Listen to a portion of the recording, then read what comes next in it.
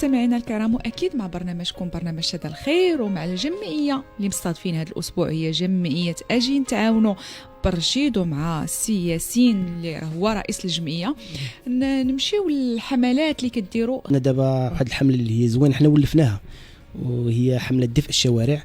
ان في فصل الشتاء، طيله فصل الشتاء يعني 3 شهور 4 شهور ديال فصل الشتاء كامل كتكون هذه الحمله دفء الشوارع اللي كنخرجوا للازقه والشوارع مدينه برشيد والنواحي.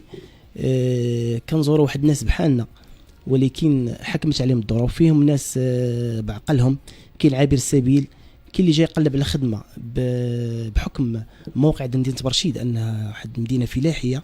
كاين اللي كيجيو من القرى كيجي باش يقلب على خدمه، انه باقي ما خدمش كيضطر انه يبات في الزنقه، ما عندوش باش يشكري. الدور ديالنا اننا كنقدموا مساعدات انسانيه عينيه في نفس المكان، من ملابس، من اغطيه، من وجبات غذائيه دافئه.